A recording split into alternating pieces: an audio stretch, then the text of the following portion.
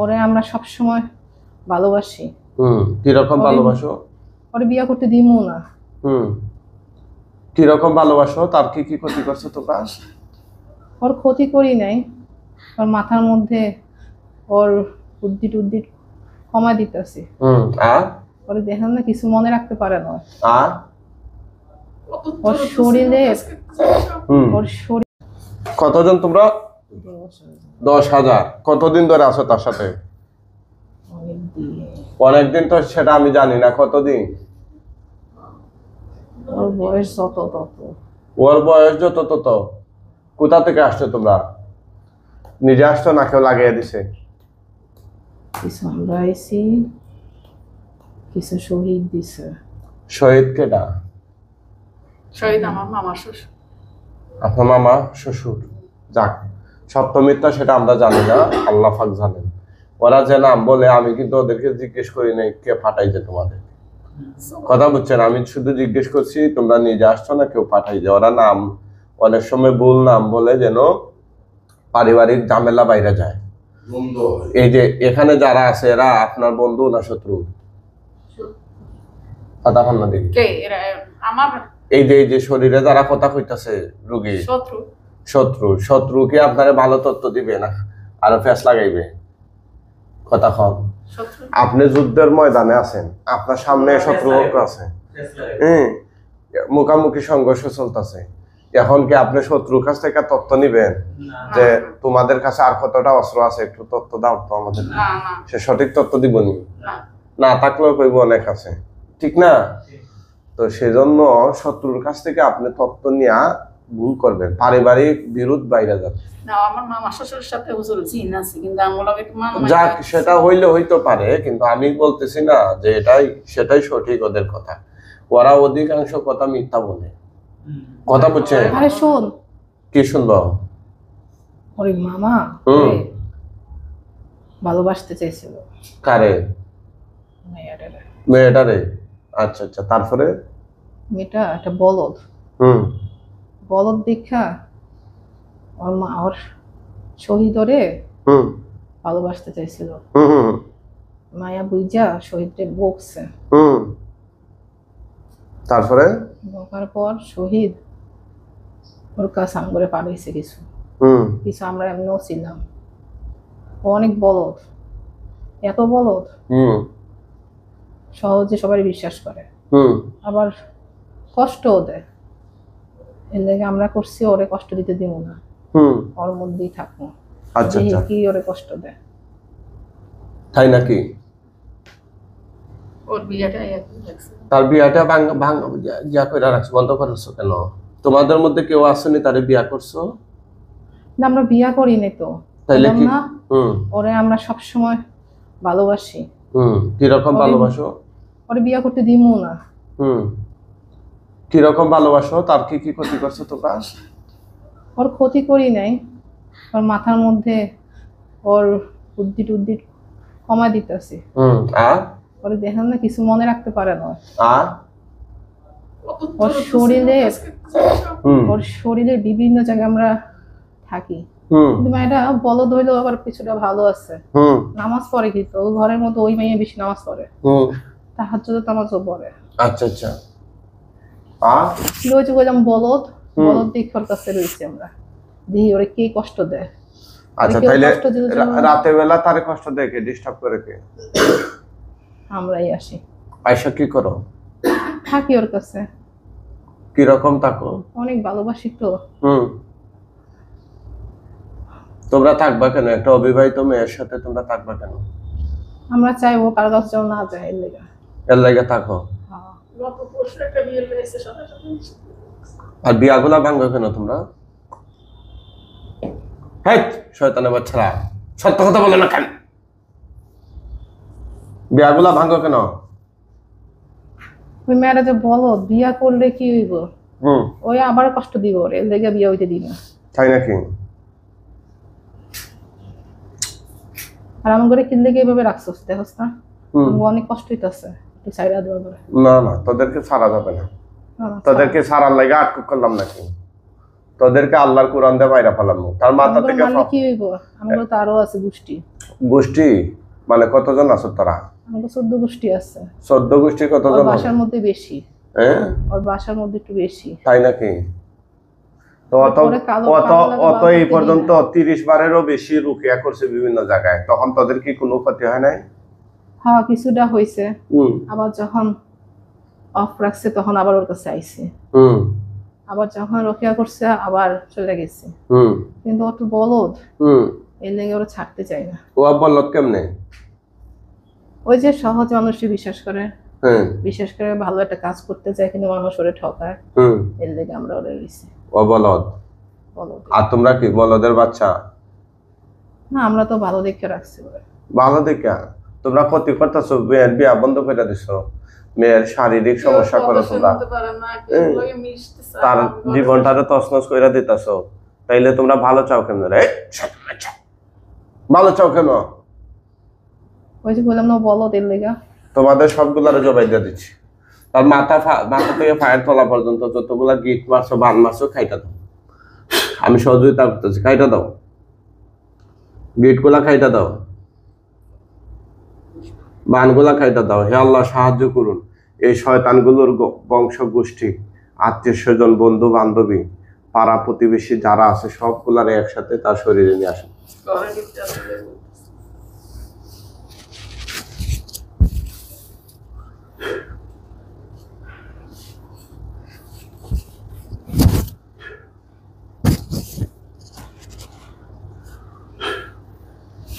সব কাটো, সব কাটো। কাটছো? ঠিক আছে, সবগুলারে নিয়ে আইছি, এখন জবাই দিয়ে দিচ্ছে। নাহিদা। নাহিদা, বাসা কোথা? বাসা কোথা? হ্যাঁ, মুগদা। বাসা মুগদা। মুগদা, এটা কোন জেলা? এটা ওয়াসা রোড, ঢাকা। ঢাকা কি ওয়াসা রোড কোথায়? নারায়ণগঞ্জ নি? না না, মুগদা ওয়াসা রোড।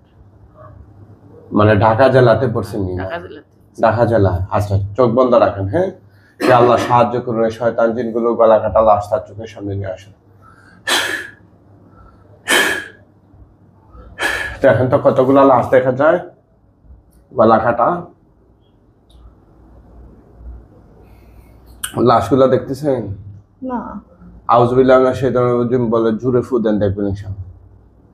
আউযুবিল্লাহি মিনাশ শাইতানির রাজিম। জোরে ফু দেন, দেখা যায়। আলহামদুলিল্লাহ বলেন, আল্লাহু আকবার বলেন। তো দেন, আগুন ধরে যাবে সবগুলো গায়ে। জোরে দেন, এভাবে না, আরো জোরে দেন, আরো জোরে দেন। আগুন ধরছে? কিছুটা ধরছে। আরো জোরে দেন, বাড়ছে? আল্লাহু আকবার কয় না? আল্লাহু আকবার। আগুন বাড়ছে না কমছে? একটু বাড়ছে। বাড়ছে। ওনার যে সমস্যাটা ছিল সেটা হচ্ছে রুকিয়া রেজিস্টার্ড।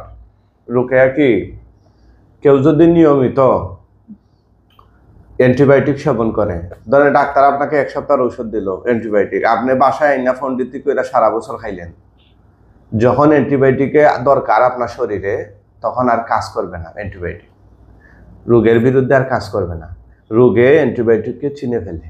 কথাটা বুঝেন না? ঠিক তদ্রুপভাবে উনি কি করছে, দীর্ঘদিন টানা শুধু রুকিয়া করছে, বিভিন্ন জায়গায় এক জায়গায় 5 বার করে রুকিয়া করছে। একজন হুজুরের কাছে গেছে 5 বার রুকিয়া, একদিনে 5 বার না, মানে বিভিন্ন সেশন পর্যায়ক্রমে। এরকম চিকিৎসা যারা নিচ্ছেন আপনারা ভুল পথে আছেন। জিজ্ঞেস করে নিবেন আগে, যে চিকিৎসা করবে তার সাথে আলাপ করে নিবেন যে আপনি কয়বার চিকিৎসা করবেন, কয়বার আসা যাওয়া লাগতে পারে। 1 বার অথবা 2 বার এটা স্বাভাবিক বিষয়। যদি 5 বার 7 বারের কথা বলে তাহলে বুঝে নিবেন ডালমে কুছ কালা হে। কথা বুঝছেন? হ্যাঁ, উনি সমাধানও দিবে না, আপনারে ছাড়বেও না, বলবে প্রতি মাসে 1 বার করে আসবেন। এগুলো ভালো জিনিস না ভাই।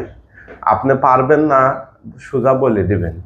রোগ থেকে তো মুক্তি দেওয়ার মালিক আপনি না, ঠিক আছে? আপনি চেষ্টা করছেন, সেটা বলে দিবেন যে হচ্ছে না, আপনারা বিকল্প দেখেন। কিন্তু আপনি 5 বার তাকে 5 মাস রুকিয়া করতে হবে, এটা কোন ধরনের কথা? নাম দিবেন রুকিয়া আর কাম করবেন, অডিও শোনাইবেন মাইকের মধ্যে বাজে, তাহলে তো হবে না। রুকিয়া মানে জার ফুক, তিলাওয়াত করবেন, ফু দিবেন, কিন্তু কাম করবে একটা, বলবে আরেকটা, এটা ব্যতিক্রম হয়ে গেল না, কথা কাজে তো মিল হলো না। পড়তাছে না পুরা শেষ? পড়তাছে, পুরা শেষ হয়ে গেলে বলবে। হুজুর বাসার ভিতরের কথা বলছিল যে সব আইনা জল বুঝিয়া করেছে, পইরা গেলে বলবেন। হ্যাঁ,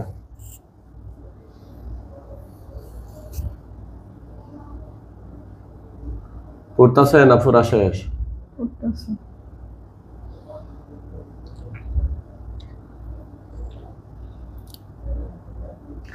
আমরা সিস্টেম করছি, আমরা সব রোগীরা একসাথে বসাই।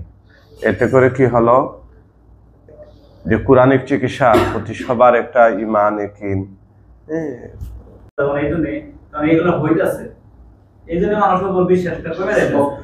ভাই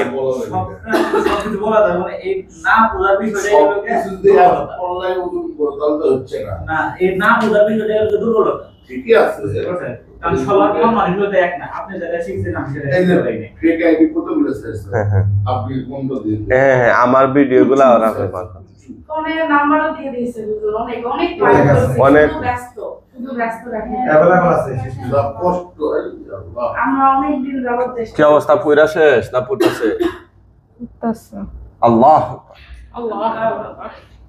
আমাদের কয়েকজন হুজুর আসবে, জুড়ে সালাম দিয়েন। একজন মাত্র হুজুর আসবে, মুআক্কেল হুজুরগণ আপনারা কোথায় আছেন? আল্লাহর হুকুমে ওনার চোখের সামনে সবাই হাজির হন।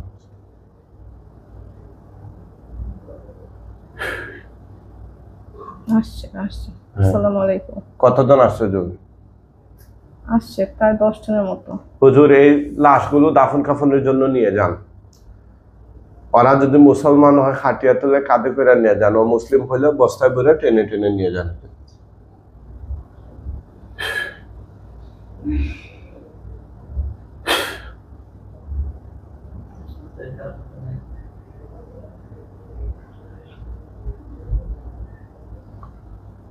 আমাদের চিকিৎসা আলহামদুলিল্লাহ শুধু আমজনতা না, প্রশাসনের অনেক ভাই বোন, ডাক্তার, মেডিকেলে অনেক মানুষ। সেদিনও শিশু হাসপাতাল থেকে একজন ডাক্তার আসছে, ওনার ওয়াইফ নেয়া। হ্যাঁ, এরপরে আমাদের সিলেট মেডিকেল থেকে আসছে অনেকেই এরকম ডাক্তার, প্রশাসনের, ডিজিএফআই, র্যাব, আর্মি সদস্যরা বেশি প্রশাসনের মধ্যে আমাদের চিকিৎসা নিচ্ছেন। অসংখ্য ভাই বোন, ঠিক আছে। তো আলহামদুলিল্লাহ যারা সত্যান্বেষী ওরা বোঝে এগুলো, বা যারা ভুক্তভোগী ওরা ওগুলো টের পায় যে এই সমস্যাগুলো না পড়লে বোঝা যায় না।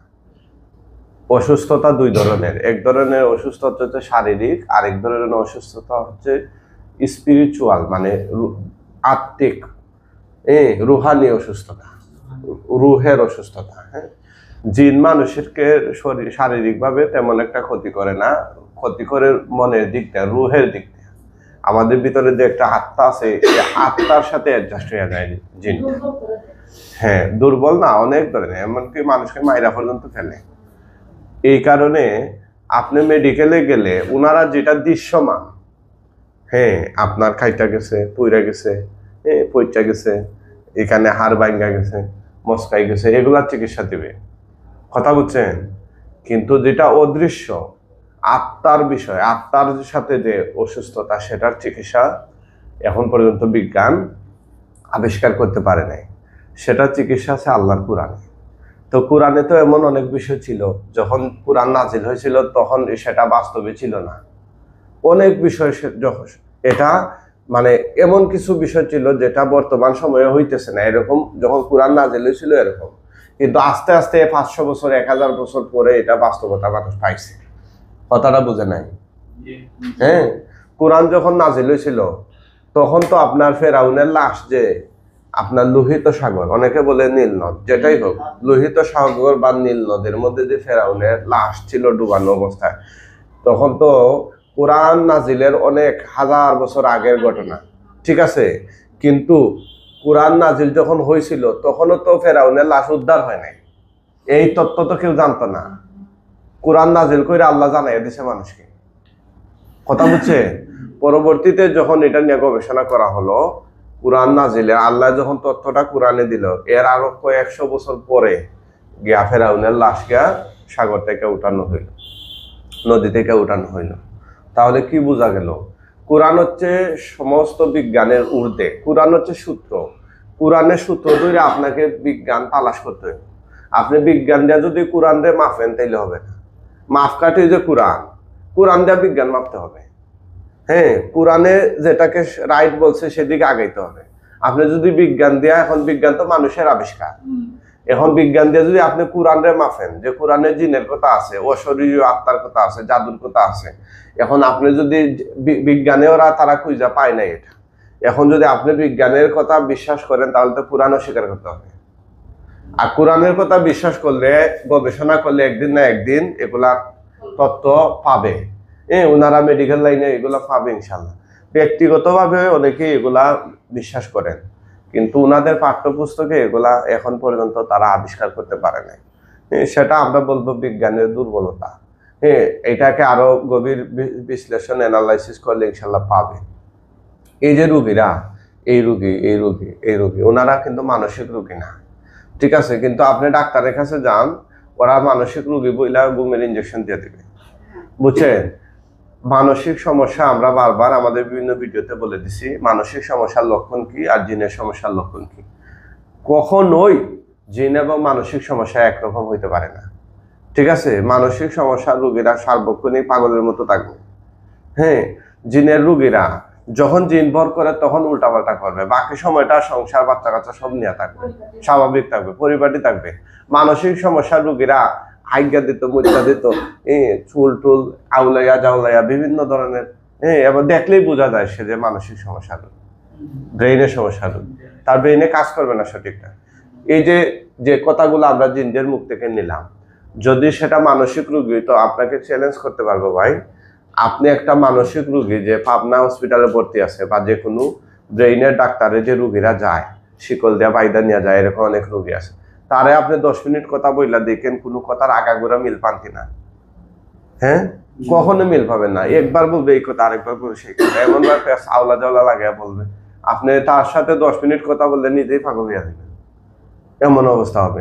কিন্তু জিনের রোগীদের কথাবার্তা খুব মিল, ধারাবাহিক, মানে একদম তত্ত্ববহুল, পাই টু পাই সব মিল থাকে। হ্যাঁ হ্যাঁ, কি হুজুরা নিয়ে গেছেন? যা কিছু বাকি আছে, ওদের সবগুলা নিয়ে যান, সবগুলা নিয়ে যান হুজুর। আমাদের এই রোগীর জন্য সবাই দোয়া করবেন। উনি দীর্ঘদিনের ভুক্তভোগী, অনেক কষ্ট করতেছেন। আল্লাহ তাআলা ওনার যে সমস্যাগুলো যেন স্থায়ীভাবে সমাধান করে দেন। আমরা আল্লাহর কোরআন দিয়ে চেষ্টা করি, সমাধানের মালিককে আল্লাহ। সবাই সে আল্লাহর উপর ভরসা রাখতেছি ইনশাআল্লাহ। ইনশাআল্লাহ আমাদের দৃঢ় বিশ্বাস, আমরা সঠিক পদ্ধতিতে আমরা চেষ্টা করতেছি, চিকিৎসা করতেছি। আল্লাহ সুবহানাহু ওয়া তাআলা এই রোগীর, এই সব রোগীদের সমস্যাগুলোকে সমাধান করে দিবেন, ঠিক কিনা? ইনশাআল্লাহ।